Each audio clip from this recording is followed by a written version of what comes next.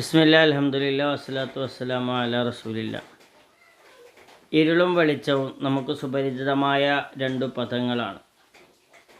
ഇരുളടഞ്ഞ ലോകത്ത് തൻ്റെ മനഃപ്രകാശത്തിൻ്റെ സഹായത്തോടുകൂടി ചില ആളുകൾക്ക് മുന്നോട്ട് പോകാൻ സാധിക്കുന്നു.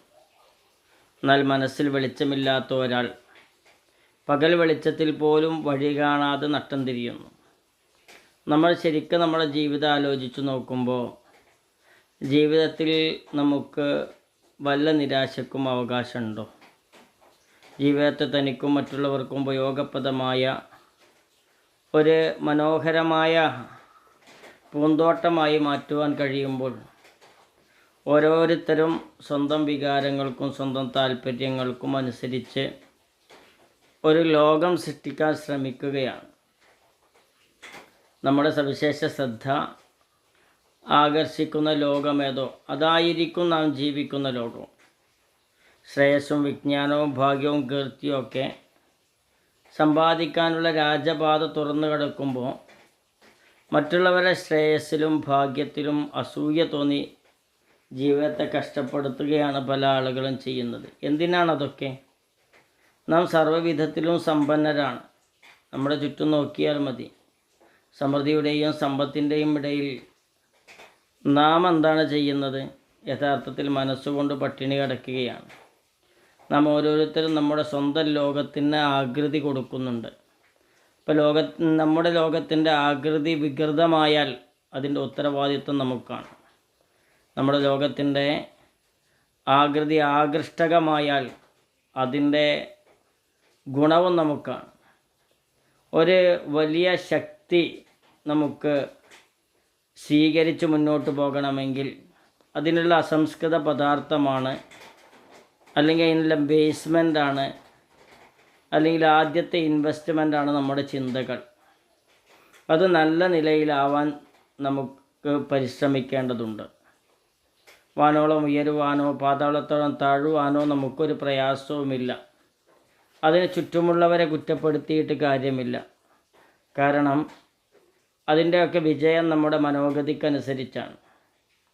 കുരുടനും ബധിരനും ഒരേ വീട്ടിൽ പാർക്കുമ്പോൾ അവർ കിടക്കുന്നതും ഭക്ഷണം കഴിക്കുന്നതുമെല്ലാം അവിടെ തന്നെ. എന്നാൽ അവരുടെ ജീവിക്കുന്ന ജീവിതം ഒന്നല്ല. പലതും കാണാനുള്ള കാഴ്ച ബധിരനുണ്ടെങ്കിലും പലതും കേൾക്കാനുള്ള കേൾവി ബധിരനില്ല. പലതും കേൾക്കാനുള്ള ശക്തി കുരുടനുണ്ടെങ്കിലും പലതും കാണാനുള്ള കഴിവ് അവനുമില്ല. അവരുടെ രണ്ടുപേരുടെയും ലോകം വ്യത്യസ്തമാണെന്ന് നമ്മൾ തിരിച്ചറിയണം. ഇതേപോലെ എല്ലാവരുടെ ലോകത്തിനും ഓരോ വ്യത്യാസമുണ്ട്. അവിടുത്തെ കാര്യങ്ങൾ കണ്ട് ആനന്ദം കൊള്ളുന്ന കുരുടന് അവിടുത്തെ ഒരു പക്ഷിയുടെ ശബ്ദം കേൾക്കാൻ സാധിക്കുകയില്ലല്ലോ. ആ ഒരു വ്യത്യാസം ഉണ്ടല്ലോ.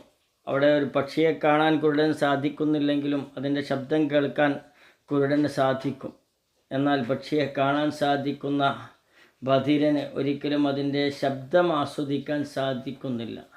അപ്പോൾ ശബ്ദസുഖം അനുഭവിക്കുന്നതും കാഴ്ചയുടെ സുഖം അനുഭവിക്കുന്നതും രണ്ടുപേർ വ്യത്യസ്ത രൂപത്തിലാകുന്നത് കൊണ്ട് തന്നെ അവർ ജീവിക്കുന്നത് വ്യത്യസ്തമായ ലോകത്താണ്. ഓരോരുത്തരും അവരുടെ പ്രാപ്തിക്കും താല്പര്യങ്ങൾക്കും അനുസരിച്ച് ഒരു പ്രത്യേക ലോകത്തിൽ ജീവിച്ചു വരികയാണെന്നർത്ഥം. അതുകൊണ്ട് തന്നെ നമ്മുടെ ലോകത്തെ മനസ്സിലാക്കാനും അത് നമുക്ക് പോസിറ്റീവാക്കി തീർക്കാനും ആ ലോകത്തെ കാര്യങ്ങൾ അതേപോലെ മുന്നോട്ട് കൊണ്ടുപോകാനും നമുക്ക് സാധിച്ചാൽ അത് വളരെ വലിയ മാറ്റമാണ് നമ്മളിൽ വരുത്തുക. അങ്ങനെ മാറ്റം ഉൾക്കൊണ്ടുകൊണ്ട് ഒരു കണ്ണ് കാണുന്ന, കാത് കേൾക്കുന്ന, മനസ്സുകൊണ്ട് ചിന്തിക്കുന്ന, ചിന്തകളുടെ മൂലധനമുള്ള ആളുകളായി നമ്മൾ മാറിയാൽ തിരിച്ചറിവിൻ്റെ പ്രകാശം നേടാൻ നമുക്ക് സാധിക്കും. തിരിച്ചറിവിൻ്റെ പ്രകാശമാണ് ഏറ്റവും കടുത്ത പ്രകാശം. അതുതന്നെയാണ് ജീവിക്കാൻ പ്രേരിപ്പിക്കുന്നതും നമുക്ക് കാര്യങ്ങൾ മനസ്സിലാക്കി തരുന്നതും എന്ന് തിരിച്ചറിയാൻ നമുക്ക് സാധിക്കണം. അള്ളാഹു അനുഗ്രഹിക്കട്ടെ.